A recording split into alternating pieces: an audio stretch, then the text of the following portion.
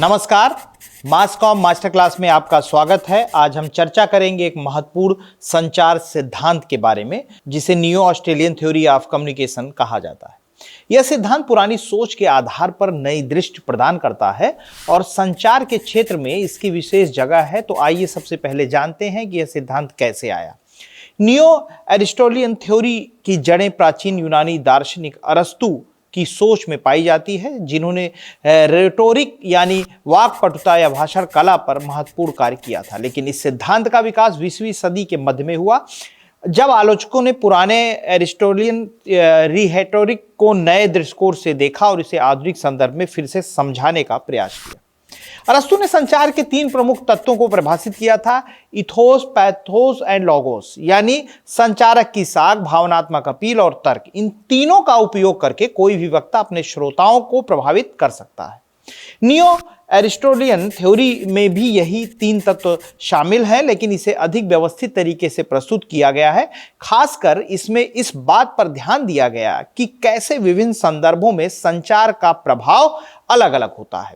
इस सिद्धांत को विकसित करने में हर्बर्ट विस्लेंस और उनके साथियों का योगदान रहा है। उन्होंने रोटोरिक का विश्लेषण करने के लिए एक विशिष्ट दृष्टिकोण विकसित किया, जो भाषणों को ऐतिहासिक और सामाजिक संदर्भ में जांचने का काम करता है।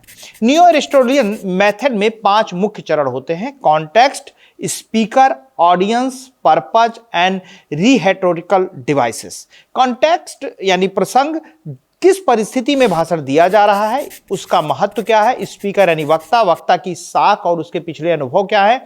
ऑडियंस यानी श्रोता, श्रोताओं की अपेक्षाएं और जरूरतें क्या है। पर्पज यानी उद्देश्य, वक्ता का उद्देश्य क्या है। रिहेटोरिकल डिवाइसेस यानी भाषण कला के उपकरण, कौन कौन सी तकनीकों का उपयोग किया जा रहा है, जैसे कि उदाहरण, रूपक, तुलना आदि। चलिए एक उदाहरण से समझते हैं।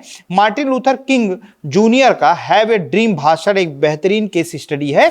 इस भाषण में उन्होंने सशक्त भाषण कला का प्रयोग किया और इथोस, पाथोस एंड लोगोस के माध्यम से श्रोताओं को प्रेरित किया। कॉन्टेक्स्ट, यह भाषण अमेरिकी नागरिक अधिकार आंदोलन के दौरान दिया गया था। स्पीकर, जो मार्टिन लूथर किंग के पास एक करिश्माई नेतृत्व और समाज में बदलाव की साख थी। यानी ऑडियंस यानी श्रोता अस्वैध समुदाय और उनके अधिकारों के प्रति जागरूक लोग थे।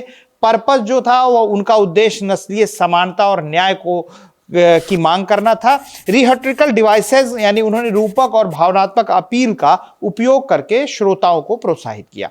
न्यू ऑस्ट्रेलियन थ्योरी का उद्देश्य भाषण को मात्र शब्दों के एकत्रण के रूप में न देखकर उसे एक सामूहिक प्रभाव के रूप में देखना है। यह सिद्धांत हमें समझने में मदद करता है कि एक संचारक के शब्द कैसे समय, स्थान और श्रोताओं की विशेषताओं को ध्यान में रखते हुए प्रभाव डालते हैं। तो दोस्तों, यह थी हमारी चर्चा न्यू एरिस्टोटलियन थ्योरी ऑफ कम्युनिकेशन पर। इस सिद्धांत ने आधुनिक संचार अध्ययनों में एक नई दिशा दी और संचार के प्रभावी ढंग से विश्लेषण के लिए एक मार्ग प्रदान किया। अगर आपको यह वीडियो पसंद आया हो तो लाइक और सब्सक्राइब करें और हमें कमेंट्स में बताएं कि आप और किन सिद्धांतों के बारे में जानना चाहेंगे।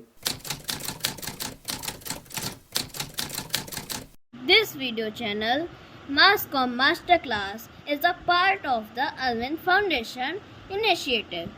All income generated from this YouTube channel is dedicated to supporting the education of underprivileged children. By liking, sharing and supporting this content, you have the power to change the lives of many children. Your contribution can make a significant difference. Thank you for your support.